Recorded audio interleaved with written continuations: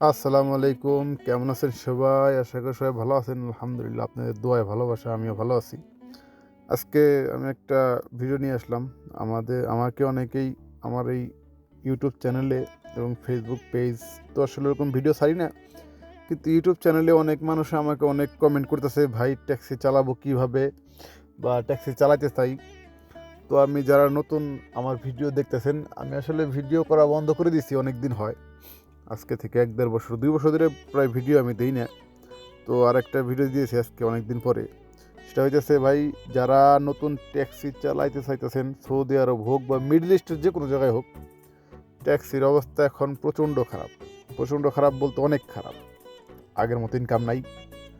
আর কিছু জায়গায় আছে ইনকাম, আর কিছু জায়গায় একবারে ইনকাম নাই। কিছু জায়গায় বলতে শুধুমাত্র জেদ্দা এয়ারপোর্টে আমার মনে হয় আর কি, আমি যতগুলো এয়ারপোর্ট শুনছি এর মধ্যে শুধু জেদ্দা এয়ারপোর্টেই এরকম কাজকাম ভালো হয়। তাছাড়া আসলে অন্য কোনো বাকি যত এয়ারপোর্ট আছে কোনো এয়ারপোর্টে কোনো কাজ নেই।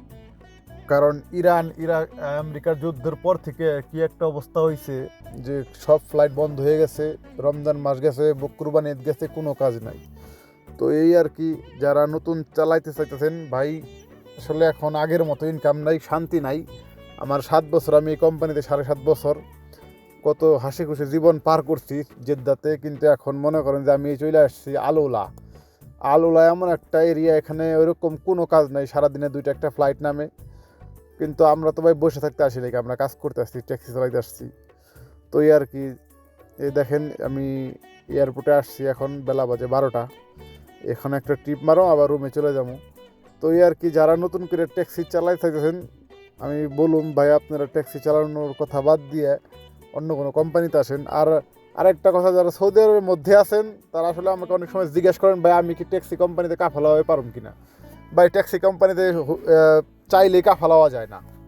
আপনার লাইসেন্স লাগবো, আপনার ইকামার সাথে আপনার লাইসেন্সের যে ট্যাক্সি উজরার ইকামা লাগবো, ঠিক আছে, তারপরে আপনি হইতে পারবেন। আপনি বললেন না ট্যাক্সি কোম্পানিতে আপনি কাফালা হইতে পারবেন না, কারণ আপনার